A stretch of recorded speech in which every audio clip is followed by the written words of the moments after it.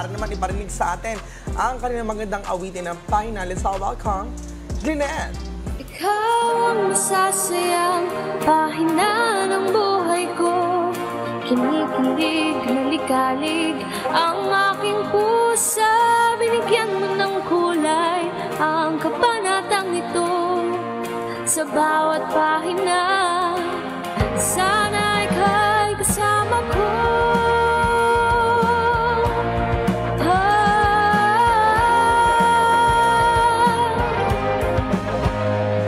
Sa tuwing magkasama, di kaya isumisitin ang mga ngiti natin.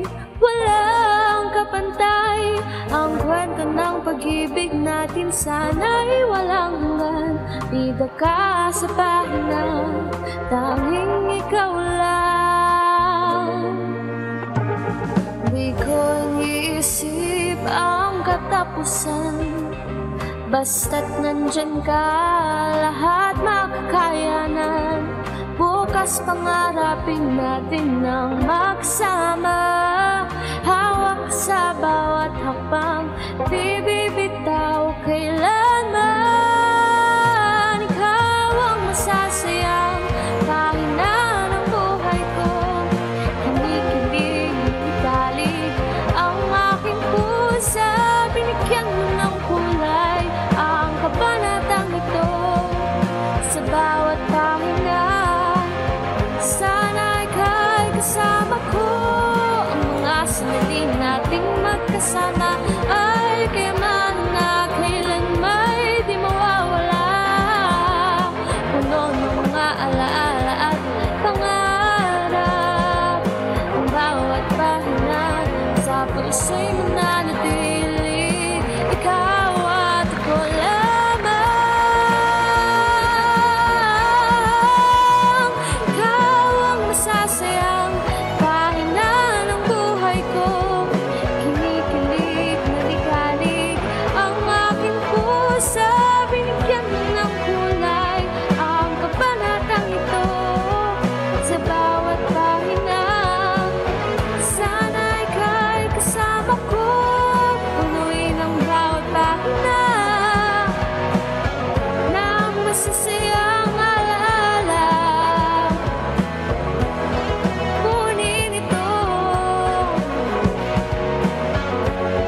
masayang pahina sa kabanata. Sa kabanata. Sa kabanata. Sa kabanata. Bukas bagong pahina. Yes! Wow, grabe, ang galing. Kung napamangha nila tayo sa ipinamalas nilang performance, ngayon naman ay kilalanin natin at makipagkwentuhan tayo sa kanila. Good morning and welcome to Rise and Shine Pilipinas, Lynette. Good morning. Good morning po. Yes. Good morning. Una sa lahat, pwede nyo bang ikwento kung paano nabuo ang grupo ng Lynette? Actually, I was a student po of Coach Jazel Chris.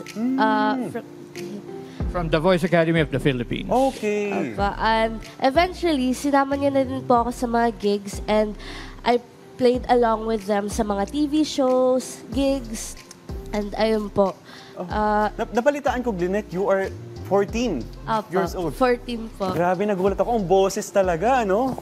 So, bilang bahagi na din ng banda ng Danayha as a guitarist before, and now ikaw na kumakanta kasama ng members ito, sa tingin mo, paano ba nakatulong sa iyong music career ang banda ng Danayha?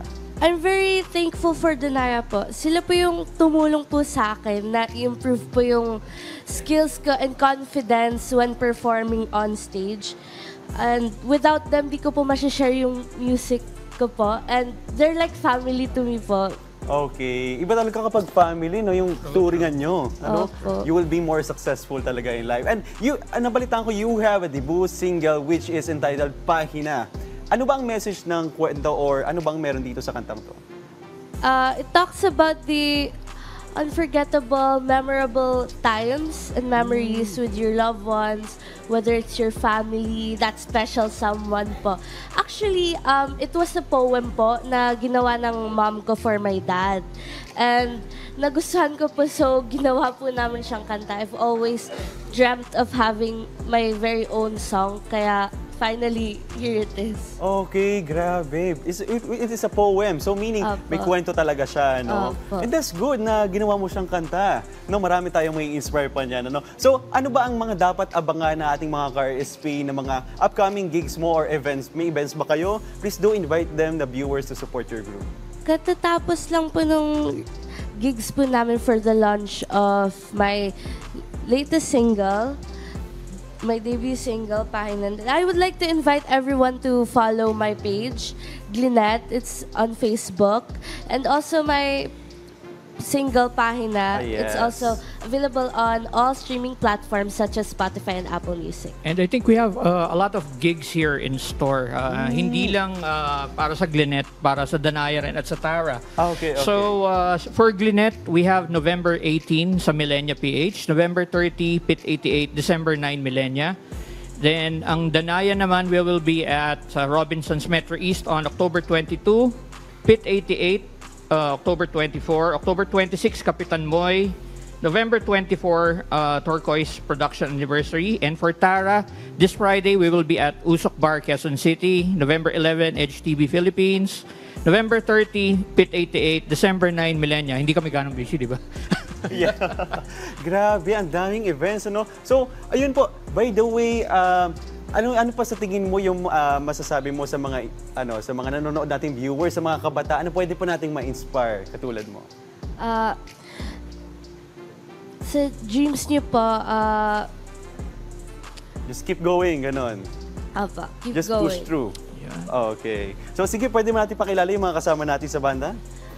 Si Kuya Jess po, he's our drummer.